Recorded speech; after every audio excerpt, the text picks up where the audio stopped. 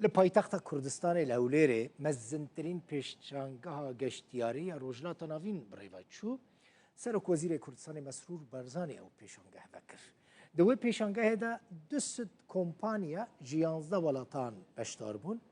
کۆمپانیا گەشتیاریە ڕۆژدا ژی خودیە وێ ji Rojavayê Kurdistanê ji bo pêşangehê hatiye vexwendin weke başterîn kompanya turizmê ji aliyê Fly Erbilva hatiye destnîşan kirin.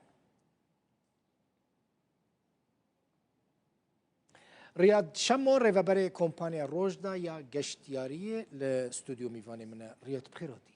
Gelek spas mamostam. Her spas ya roda dikim. Di sabî Riyad yani ji bo çi hûn weke başterîn kompanya geştguzarî yan jî xizmetguzarî û turizmê hatine xelatkirin ji aliyê Fly Erbilva. We çi kiriye?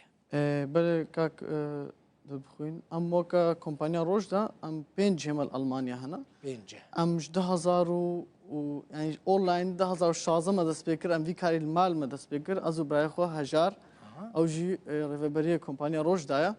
Me online mal dest pê kir, me paşî me kompanyayekî li bajarê Leverkusenê vekir, me ya doyê li bajarê Bochumê vekir, me ya sî li bajarê Brêmnê vekir, ya çarê me bajarê Hanoverê vekir.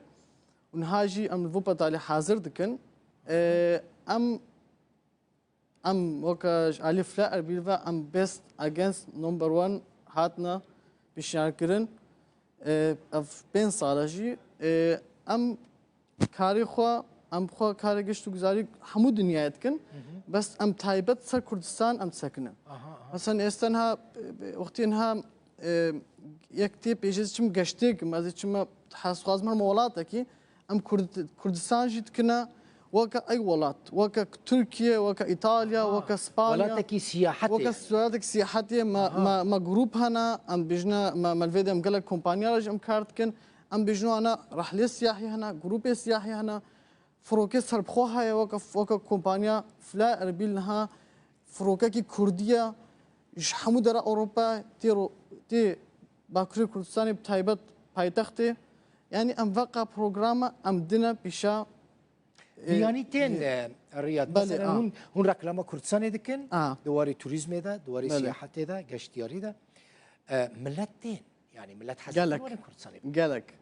Ê gotê jî Alman jî. Yani niha ew vîdeoka me heye Kurdistan yani ew carekê para Kurdistan biçar cema bu dwe deqedeke Alman cema bu Almanî jî yani her axifê jî yani ê gotê hingî Kurd hingî hij mêvan dikin hingî em jî mêvan dikin wextê tên dibêjin lazim e careke dîm herin. Salê teqrîben derdora çend kesan hûn dişîne Kurdistanê? Giştî. Giştî. Yani ez karim bêjim heta yani çi firokeke çêj Ewropa yani kêmayî 20 havînî doxtê etlê de cema hebû heta 6 heftê giştiyarê jî di nava firokê de ême bû. Nava heftê kes nava diriya me re hatine. Yani hebû heta 8 kesî jî hebû doxtê tetilê de mesela her balafirekê her balafirekê de hatine. Hûn reqemeke giştî dizanin ku mesela Rojda yani ajansa Rojda çend kes salekê de şandine Kurdistanê? Gihay heta yani heta 15,000 jî gihay heta 20,000 jî gihay kes jêrê tên hatine vê derê. Baş e. Hûn ji xeynî karê şandina turistan û karê turizmê karê şehnê jî dikin? Belê Hûn di navbera Kuderê de em ji 2019 de em şehnê ji temamî Ewropa ji temamî Almanya me ne bes sîstemê gorê cema mektebê hem sîstema me çawa ye em gel DHL jî şoğle mesela em bijne xelkê hûn ku de Ewropa bin bo me xeber didin em ji war kudekê şînin niçine DHL gund jî bêne mişkile 10 kes jî tê de bin bes DHL hebe yani kioskek hebe û pakê daxwe bine cemê ew ji mar ênê cema mektebê em ji mektebê çîne heta ber derî mala wana. Hûn dişîne Rojavayê? Em çîne hemû bajarê Rojavayê Kurdistanê û niha Sûriyê jî em dişînin. Hûn digîne Efrînê jî tiştan? Afrin ji Ewropa? Afrin hanîne rastî. Em tiştekî demandin, em tiştekî sedî sed din. Yani tiştekî gomzanî bin piçekî tirstê de heye em nagin. Heta deqa niha Heleb heye. Afrin got em rêya xwe sedî sed negirin em Afrîn naşîn. Ew ji dema pêş de heftiyê pêş de me rê dîtiye me cih dîtiye چیه کوبانی حتی دیر که همو باجار کردستانی بس عفرین جوی کویته دا باشه چند روزان دريجت که تشتی که هنج آلمانی از بیجم هندشین روجاوی کردستانی كاكل بخين رياميان هانو يعني ريكا قلق زوا يعني ج المانيا حتى روجافاي كردستاني نهار ياميان ها قوم تدا ما كارت كن ها تدا ما جهجي قرد كيمي ده روجا افقرات هنا روجافاي كردستاني وتخلالي حفت روجات حفتي قد هنا مالي هنا بدي دهوكي اها جهي ولا كردستاني هيا اللي باش جهه ما إيه سركا او الدهوكي هيا او ماستر بلان جي دهوكي او جي يامي ما بري صالك يفكر ام جين هذا دخبات كن ام نافا كردستان دجي ام يشوف فرقنا باشه تشتی که هون دشین روجاوی کردستانی سیگورتاوی هيا مثلا وندا ببا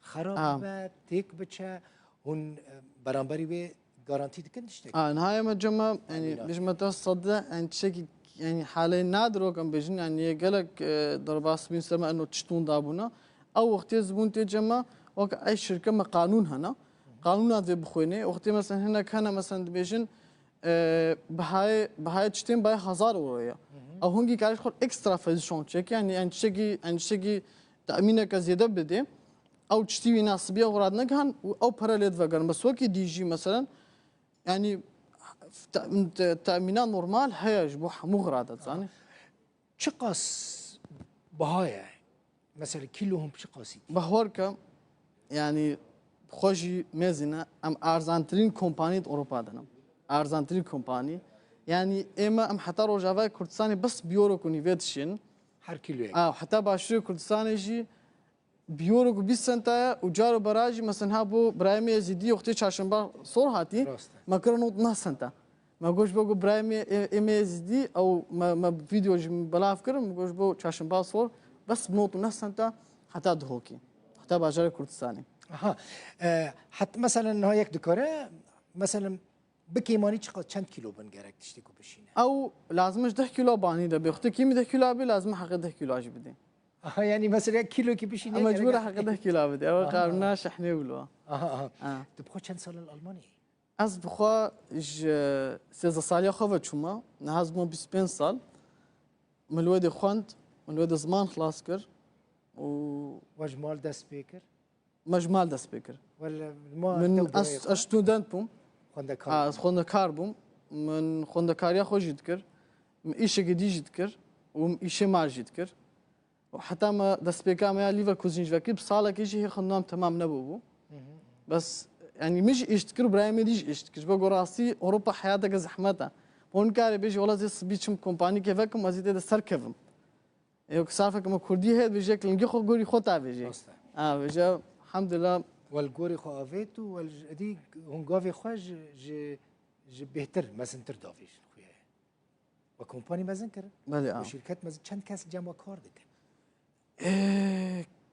تقريبا كومباني حموحتا سو بنش كسان هالجمع كاردكن هر سركفتي بي رياض كيف خوش جنجا كي وقتا خورتا كي وقتا سركفتي وزور سباس تميفاني مبوي اسباس داتكم سباس روداتكم كاكم خوين عربي قال لك سباس شبو واجي تماشافاني نجا وتماشاكر حتى 7 ساعات حفت بمين خوشيدو بخاطري